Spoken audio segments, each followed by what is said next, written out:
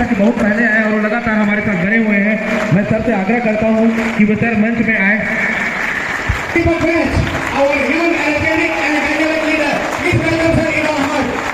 उनका भी बहुत बहुत स्वागत है।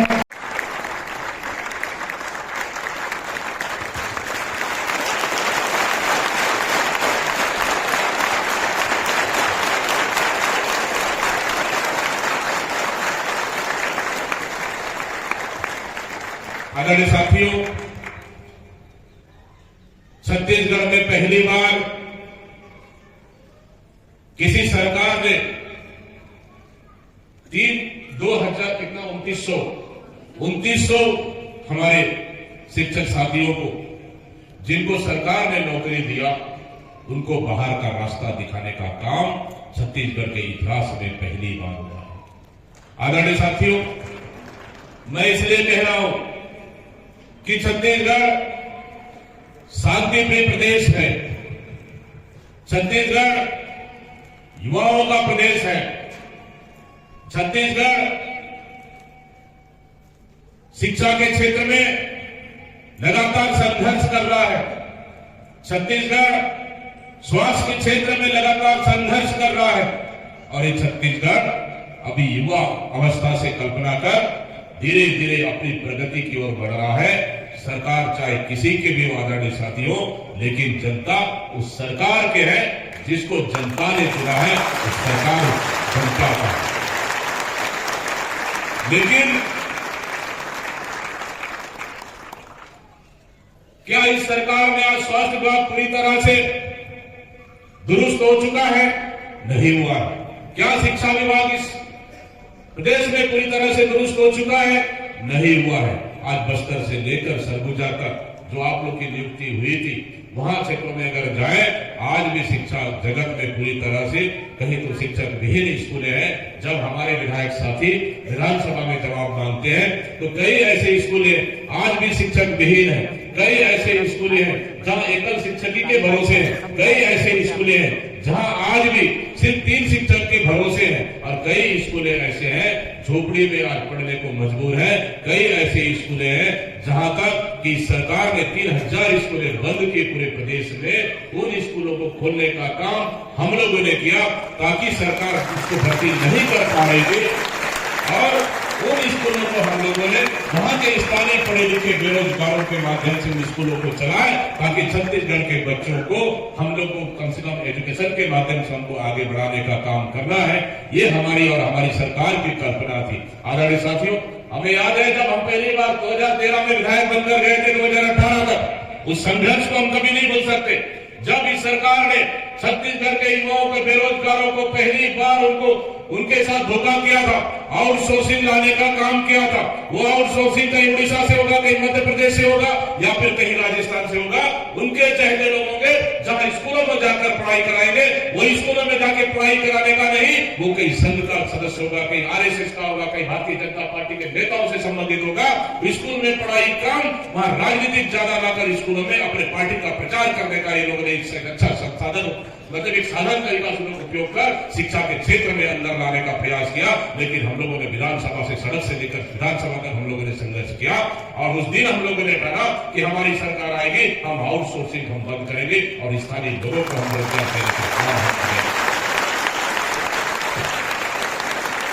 हमारे जवाब में आउटसोर्सिंग 100% इस सरकार करने जा रही थी।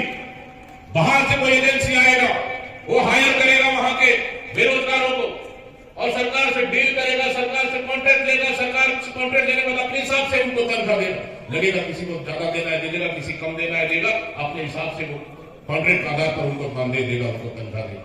लेकिन हम लोगों ने स्वीकार नहीं किया। सरकार को दबाव बनाने के बाद उन्होंने बहुत सारे नियम बदलने के बाद थोड़ा शिथिलता लाए, लेकिन तब भी हम संतुष्ट नहीं हुए छत्तीसगढ़ के बेरोजगारों के लिए। और सरकार के पास नियुक्ति करने के लिए पैसा नहीं, सरकार के पास बजट नहीं। सरकार कहना है कि हमारे पास पढ़े लिखे लोग नहीं है गांव में, इसलिए हम बेरोजगार, हम बाहर से आउटसोर्सिंग हम उनको नौकरियां हम दे रहे हैं। लेकिन आदरणीय साथियों, जब सरकार नहीं कर पाई तो प्रदेश में 3000 स्कूलें बंद हुई। वो स्कूल कहां पे बंद हुई? बीजापुर में, सुकमा में, दंतेवाड़ा में, बस्तर में, नारायणपुर में, कांकेर में, सरगुजा के कई आदिवासी क्षेत्रों में बंद हुई, 3000 स्कूलें बंद।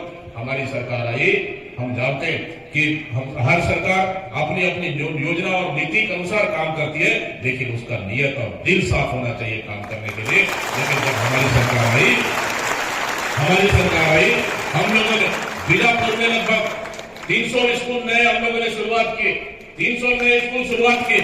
वहीं के 12वीं पास कराने का कोई ग्रेजुएट है, ग्रेजुएशन का, उसको हम लोगों ने पढ़ाने का जिम्मेदारी दे दी है। हमें पता है हम स्थायी रूप से हम इसको दे रहे हैं, इसका भविष्य इससे नहीं है, लेकिन उनका भविष्य के साथ साथ बच्चों का भविष्य की चिंता हम लोग को है, वहां के जनप्रतिनिधि होने के नाते। इसलिए उनका भविष्य, बच्चों को भविष्य बनाने के लिए हम लोगों ने 3000 स्कूलों में से बस्तर के जितने भी स्कूल हो, बीजापुर में 300 स्कूल, सुकमा में 300 स्कूल, बस्तर में स्कूल, नारायणपुर की स्कूल हम लोगों ने शुरुआत किए।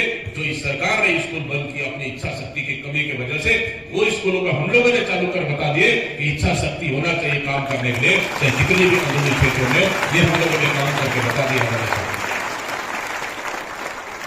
डीएमएफ के माध्यम से हम लोगों ने पैसा दिए, डीएमएफ में हमारे पास पैसा कमी नहीं है, लेकिन उस सोर्स को हम कैसा उपयोग करें, ये आपके ऊपर डिपेंड करता है, क्योंकि आप उस क्षेत्र के जनप्रतिनिधि हो। हम लोग लोकल बच्चों के लिए और लोकल वहां के युवा बेरोजगारों के लिए हम लोगों ने उपयोग किया। फिर उसके बाद हमारी सरकार आई, प्रोफेसरों की नियुक्ति हुई, हम लोगों ने नियुक्ति प्रक्रिया हम लोगों ने शुरुआत की। उसके बाद कॉलेज में प्रोफेसर कमेटी उनके नियुक्ति किए, पटवारी नियुक्ति किए, बहुत सारे जहां खालियां थे उनको नियुक्त किए। फिर हम लोग सहायक शिक्षक नियुक्त होते गए, फिर डीएमएफ वाले फिर हम लोग से नाराज हुए, हम लोग का घर भी घेराव किए, उनके लिए हम लोग रास्ता तय करने का कोशिश किए। अब एग्जाम दो, पास हो जाओ, सरकार आपके लिए वैकेंसी निकाल रही है, हमसे नाराज भी हुए। लेकिन फिर भी हम लोगों ने छत्तीसगढ़ के युवाओं के लिए, हमको पता है कि हम डीएमएफ से अगर उनको भर्ती कर रहे हैं, स्थायी नौकरी नहीं है, सरकार के पास अगर हजारों पद अगर खाली है, उनको अगर सरकार एक फाइनेंस जनरेट कर अगर उसको नौकरी दे सकती है, तो क्यों नहीं देना चाहिए। हमारी कांग्रेस सरकार ने तय किया कि आने वाला समय में जहां जहां स्कूलें खाली होगा उनको भरने का काम करेंगे, और सरकार लगातार वैकेंसी निकालते रही। और उसके बाद आप लोग जैसे पढ़े लिखे विद्वान लोगों को, जो मेहनत कश लोगों की युवाओं को, उनको नौकरी मिलने का काम हुआ।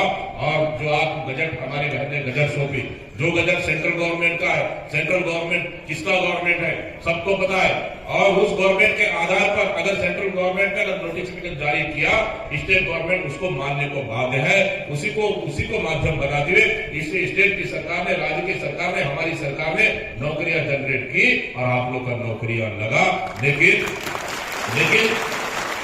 लेकिन ये विवाद की स्थिति में नुकसान सिर्फ आपका हुआ है। मैं पढ़ रहा था, पूरा चीज देख रहा था, आपका ये चार्ट में देख रहा था, बहुत सुंदर और सरल तरीके से आप लोगों ने चार्ट बनाई। बीएड डिग्री के प्राथमिक स्कूल के पात्र सब चीज, क्या आपका एनसीटी गजट, फिर छत्तीसगढ़ शासन का, फिर राजपत्र प्रकाशित नोटिस पेपर, फिर कब आपका परीक्षा हुआ, कब परीक्षा परिणाम आया, फिर हाई सुप्रीम कोर्ट का, हाई कोर्ट का जजमेंट, सब चीज आप लोगों ने लिखे। लेकिन ये सरकार उसको मानने को तैयार नहीं है। बस बहुत सारे हम डिबेट में देखे, डिबेट में हम लोगों ने देखा, हमारे बहुत सारे साथी जाते हैं डिबेट में बैठने के लिए टीवी में। हमारे गंगवानी जी कहाँ है, हमारे गंगवानी जी है, हमारे वर्मा है, जाते भारतीय जनता पार्टी के नेताओं का शायद थोड़ा सा अगर दिल भी उनका पिघलकर थोड़ा सा आप लोग राम भी लग कर देते कि हम सरकार से बात करेंगे, आपके साथ गलत हुआ है, सरकार से हम बात करेंगे, अगर इतनी भी शायद अगर बोल देते, मुझे लगता है कि रास्ता खुल जाता। लेकिन ये लोग तो झूठ बोलने में माहिर है, यही उस टीवी में बोलते रहे। टीवी का डिबेट भी आप लोगों ने सुने हो, ये तो हमारा नियुक्ति नहीं है, पिछले सरकार ने नियुक्त किया है, यही चीज बोलते रहे लोग, पिछले सरकार ने नियुक्त किया, यही बोलते रहेगा, पिछले सरकार ने नियुक्त किया है, हम लोग नियुक्त नहीं किए, हम इसके जिम्मेदार नहीं है, हम दोषी नहीं है। लेकिन आप लोगों ने दूध का दूध और पानी का पानी साफ कर दिया कि हमारी सरकार ने 2 नियुक्तियां दी, आपकी सरकार ने भी 2 नियुक्तियां दी।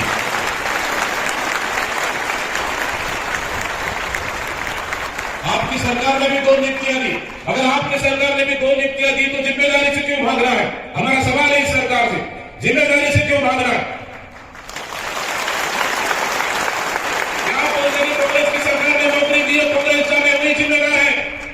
अगर जिम्मेदार है, मैं चुनौती के साथ कह रहा हूं आदरणीय साथियों, नौकरी अगर हमने दिया है, लेकिन अभी 3.5 साल है, नौकरी भी हम ही बचाएंगे।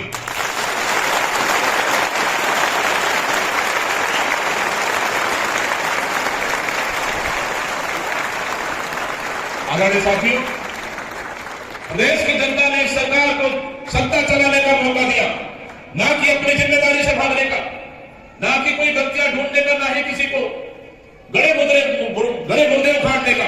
आपको अगर उस कुर्सी पे बिठाया है, आपकी जवाबदारी बनती है कि इसके लिए रास्ता कैसे निकाले, इसके लिए हम क्या हो सकता है छत्तीसगढ़ के युवाओं के लिए, छत्तीसगढ़ के बेरोजगारों के लिए।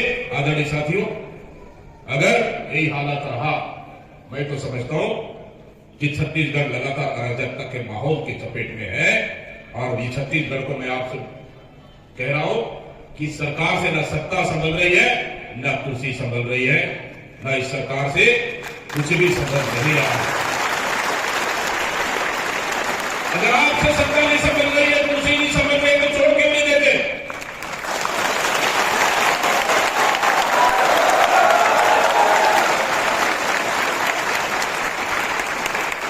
हम जानते हैं लोकतंत्र में चुन के आए हो। लोकतंत्र सबसे बड़ा मजबूत ताकत है। एक एक जनता को एक एक वोट का अधिकार है अपनी सरकार चुनने का। लेकिन आपको अगर सरकार चुना है तो जिम्मेदारी आपकी बनती है, ना कि दूसरे के ऊपर दोषारोपण करो, उसके लिए रास्ता निकालने की जवाबदारी आपकी बनती है। हमारे साथी मेरे बाजू में बैठे हुए, जब कोर्ट का जब डिस्कशन चल रहा था, वहां पे सरकारी वकील और वहां के लोगों में जब डिस्कशन चल रहा था, मुझे बोल रहे थे, इनसे मैं चर्चा कर रहा था, शायद अच्छा सा अगर बात रखते, मैं समझता हूं शायद कि उस वहां का जजमेंट, वहां का जज भी शायद आप लोग का स्थिति समझ सकते, और शायद अगर समझ लेते, अगर कोई दिक्कत है, सरकार का बहुत सारा विकल्प है। ये सरकार तो पिछले विधानसभा में आप लोग देखे हुए, जब सरकार बना के गए, मार्च अप्रैल में पहला बजट सत्र हुआ, पूर्व मंत्री बृजमोहन अग्रवाल जी अभी वर्तमान में सांसद है, शिक्षा मंत्री हुए थे, उन्होंने घोषणा कर दिया 33,000 शिक्षक हम नया भर्ती करें। यही घोषणा किया था उन्होंने, 33,000 शिक्षक हम नया भर्ती करेंगे। फिर अभी तक भर्ती क्यों नहीं? 33,000 शिक्षक भर्ती कर लो, कौन रोका है आपको? कौन रोका है आपको? कांग्रेस ने तो नहीं रोका है आपको, किसी राजनीतिक दल ने तो नहीं रोका है आपको। हम तो चाहते हैं छत्तीसगढ़ के युवाओं को नौकरी मिलना चाहिए। क्यों? क्योंकि आप सत्ता में आने के लिए छत्तीसगढ़ की जनता से वादा करके आए थे, हम 1 लाख लोगों को नौकरी देंगे, वादा करके आए थे आप। आदरणीय साथियों, 15 साल के बाद सरकार चलाने का अवसर मिला। कोशिश की हमारी सरकार ईमानदारी से काम करने के लिए। हम लोग किसानों के लिए काम किए, युवाओं के लिए काम किए, माता बहनों के लिए काम किए। एक नया इंग्लिश मीडियम स्कूल खोलकर और बेरोजगारों को नया नौकरी दे, नया जनरेट नौकरियां हम लोगों के लिए किए।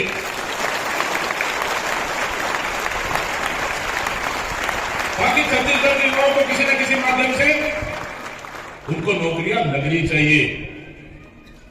लेकिन सरकार आते साथ आप तो रोज टोपी चौधरी को ढूंढ रहे हो। आप लोग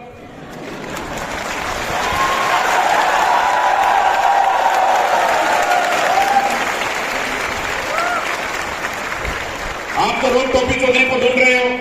ये कोई टोपी चौधरी है, दंतेवाड़ा में कलेक्टर रहा, रायपुर में कलेक्टर रहा, अपना आईएएस दिमाग बहुत ज्यादा लगा के गोल घुमाता रहा छत्तीसगढ़ प्रदेश के युवाओं को। कुछ मोटिवेशन कैंप लगाता था वहां पे, हमारी सरकार आएगी तो आपको नौकरी मिलेगी, इतना पोस्ट खाली है, ये खाली है, वो खाली है, आपकी नौकरी मिलना चाहिए, नहीं मिलना चाहिए। वहां कहते हैं मिलना चाहिए। बोला कलेक्टर आदमी बोल रहा है, झूठ थोड़ी बनेगा, ये तो सच्ची बनेगा।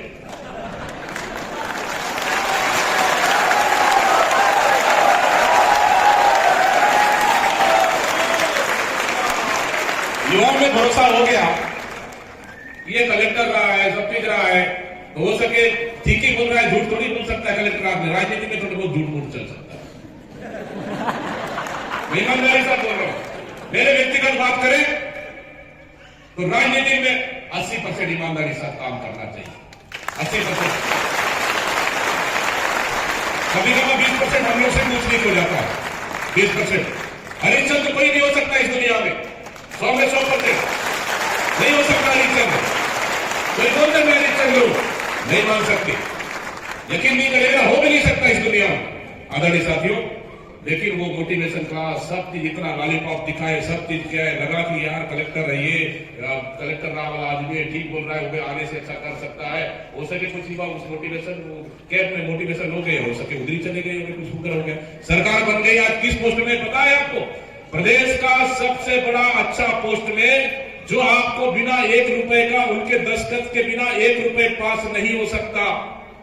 1 रुपए पास नहीं हो सकता उनके दस्तखत के बिना, चाहे किसी का वेतन का हो, नया नियुक्ति हो, या फिर किसी पुल पुलिया बनाना हो, बिल्डिंग बनाना हो, या किसी कुछ भी करना हो, उनके दस्तखत के बिना 1 रुपए पास नहीं हो सकता। मुख्यमंत्री का दस्तखत की जरूरत, मुख्यमंत्री का दस्तखत बाद में जरूरत है, पहला उसका दस्तखत जरूरत है।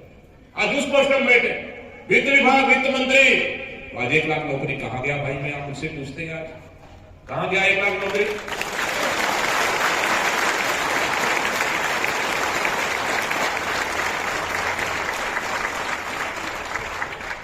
एक साथियों का, कुछ साथियों का वीडियो आया था, पता नहीं आप लोग ग्रुप है, उससे पहले वाला ग्रुप है और कोई बेरोजगार ग्रुप है, मिलने गए थे और वीडियो आया था, हमको नौकरी चाहिए। नौकरी कहां से मिलेगा?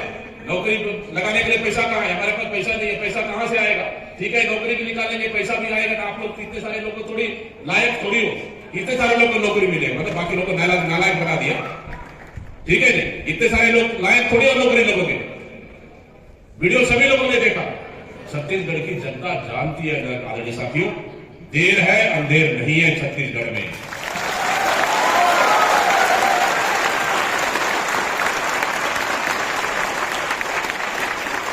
इसलिए हम कह रहे हैं कि सरकार के पास 33,000 अगर शिक्षक का पोस्ट खाली है तो 3,000 इधर दे दो, 32,000 तो पूरे हफ्ता आपके पास खाली है। 3,000 इधर दे दो, बाकी 32,000 अपने भर्ती कर लो। कौन रोका है आपको? क्या कांग्रेस ने रोका है? किसी दल ने रोका है? हम तो बोल रहे हैं 33,000 का भर्ती कल का कल कर दो। हम धन्यवाद देंगे इस सरकार होगी छत्तीसगढ़ में, युवाओं के लिए नया रास्ता खुला है। लेकिन आगे साथियों, इस सरकार में काम करने की इच्छा शक्ति नहीं है, इस सरकार में जनता सेवा करने की इच्छा शक्ति नहीं है, इस सरकार में छत्तीसगढ़ को संवारने और छत्तीसगढ़ को बनाने की इच्छा शक्ति नहीं है, छत्तीसगढ़ को लूट खसोट करने की इच्छा शक्ति बहुत ज्यादा है। छत्तीसगढ़ प्रदेश भगवान भरोसे चल रहा है, भगवान भरोसे इस प्रदेश चल रहा है। कौन चला रहा है, कौन मुख्यमंत्री है, कहां से चल रहा है, किधर से चल रहा है, दिल्ली से चल रहा है, नागपुर से चल रहा है,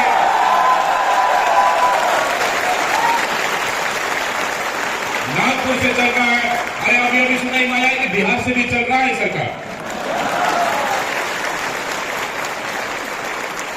आप सोच सकते हैं ये सरकार रिमोट कंट्रोल वाली सरकार है, और जो रिमोट कंट्रोल में चलेगा रिमोट कंट्रोल के अनुसार ही चलेगा।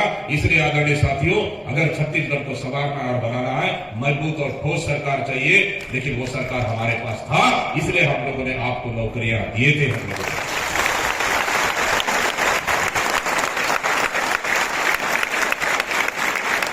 बड़े दुख के साथ कहना पड़ रहा कि यहां 3,2900 बच्चों के भविष्य के लिए, 2,500 शिक्षकों के भविष्य के लिए सरकार तैयार है। उनके समायोजन के लिए हम रास्ता निकाल रहे हैं और बिल्कुल हम निकालेंगे, इतना बोल दे।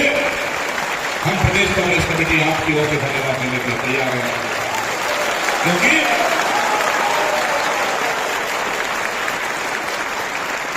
क्योंकि हमें हमके युवाओं की राजनीति नहीं करना है,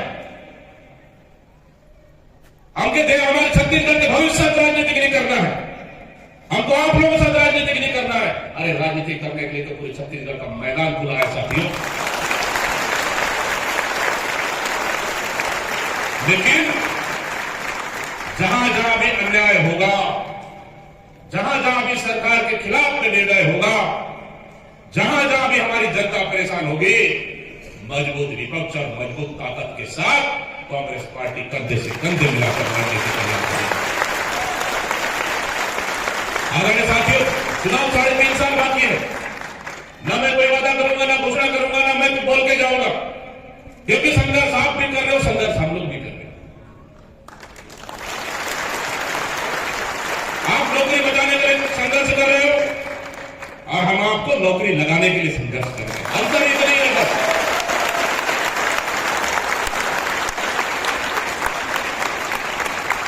हमारा संघर्ष का मकसद दोनों अलग अलग हो सकता है, लेकिन संघर्ष का हमारा रास्ता एक है आदरणीय साथियों, और उस रास्ता पर चलेंगे और निश्चित रूप से हमारा संघर्ष जाया नहीं जाएगा।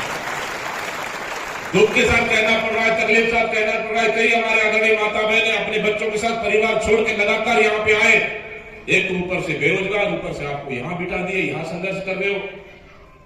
और 14 तारीख का संघर्ष आपने सरगुजा तक यहाँ पदयात्रा न्याय यात्रा निकाले, अनशन हुआ, सत्याग्रह हुआ, सीएम हाउस के लिए कुछ किए, विधानसभा के लिए कुछ किए, बीजेपी कार्यालय भी गए अपने बात रख लिए। मतलब ये लोकतांत्रिक तरीके से आप लड़ाई लड़ रहे हैं। कोई तीर और तलवार और भाले और बंदूक से लड़ाई नहीं लड़ रहे। फिर सरकार को डर किस चीज का? कभी किसी साथियों को जेल भेज देना, किसी साथियों को अरेस्ट कर देना। मैं देखा बहुत से आदरणीय महिला माता बहने हमारे सड़कों में पारी पारी से आप लोग का जो अनोखा प्रदर्शन जो चल रहा था, मैं उस समय घर में का बस्तर गया हुआ था, घर में हम लोग देख रहे थे पूरे परिवार से। तकलीफ होता है उस चीज को, मैं जानता हूं। हर शास्त्र पढ़ाओ में हर शास्त्र यही कहता है, बेरोजगारों को अगर रोजगार देना पड़े या गड्ढा, एक से गड्ढा खुदवा लो, दूसरे से उस गड्ढा को फटवा लो। ये रोजगार की नीति कहती है आपने। फिर भी मेरा इस सरकार से सवाल है, आपके पास इतने सारे पद खाली है शिक्षा विभाग में, पूरे ऑल ओवर विभाग को देखा जाए, एक तरफ शिक्षा विभाग और बाकी तरफ पूरे विभाग देखा जाए तो अभी भी सबसे ज्यादा खाली शिक्षा विभाग है। फिर नियुक्तियां क्यों नहीं? अध्यादेश जारी करने का पावर सरकार के पास है, विशेष सत्र में बुलाकर विधानसभा में पास करने का पावर सरकार के पास है, कैबिनेट में पास करने का पावर सरकार के पास है। फिर इंतजार किस चीज के लिए कर रही है सरकार? किस चीज के लिए कर रही है? किस चीज का इंतजार? आदरणीय साथियों, निश्चित रूप से तहे दिल से हम आपके साथ कदम से कदम मिलाकर चल रहे हैं। और आज के बाद आपका न्याय यात्रा, ये एक न्याय यात्रा, क्या नाम रखे? मुझे लगता है समायोजन न्याय यात्रा होना चाहिए। इसके बाद हम लोगों के लिए लगातार न्याय यात्रा के माध्यम से सरकार के खिलाफ में लड़ रहे हैं। कहीं हम लोग गिरोधपुरी से लेकर 125 किलोमीटर का न्याय यात्रा, छत्तीसगढ़ की शांति के लिए, बलौदा बाजार की घटना के लिए, यहाँ के बढ़ते अपराध के लिए हम लोगों ने 6 दिन का न्याय यात्रा निकाले। बस्तर में एनएमडीसी के मुद्दा को लेकर 1 दिन का न्याय यात्रा 4 तारीख को निकाले। और हम लोगों ने तो कह दिया इस सरकार को जब तक उखाड़ कर नहीं फेंकेंगे, आने वाला साल 3.5 साल तक हमारा न्याय यात्रा जारी रहेगा, हमारा संघर्ष जारी रहेगा। लेकिन आज नरेंद्र साहब जी हमारा पूर्व अध्यक्ष भी है, वरिष्ठ नेता जी नेता भी है, और हम लोग आज ऐलान करते हैं आदरणीय साथियों कि हमारी न्याय यात्रा में आपका भी समाज में न्याय यात्रा जब अमूली होगा, आपका न्याय यात्रा हमारा न्याय होगा। हमारा न्याय यात्रा छत्तीसगढ़ के अपराध के खिलाफ है। हमारा न्याय यात्रा जैसे एक भाई अपनी बहन की रक्षा करता है, उसी तरीके से हमारी सेवा सुरक्षा हो। और बहुत बहुत धन्यवाद। और हमारी बहनें यही कह रही कि हमारी सेवा लगातार सतत रूप से एक ही नारा, एक ही मान, एक ही नारा, एक ही मान। आज एक भाई ने अपने बहनों को सेवा सुरक्षा का विश्वास दिया है। एक बार जोर में ताली हमारे भैया और साहूज के लिए बहुत बहुत धन्यवाद दिया कि वे आए और हमारे छोटी छोटी बहनों की सेवा सुरक्षा की बात यहाँ पर रखें।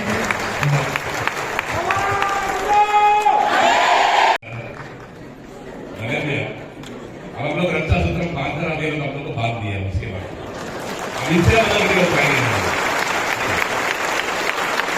यही छत्तीसगढ़ की संस्कृति है, यही छत्तीसगढ़ की परंपरा।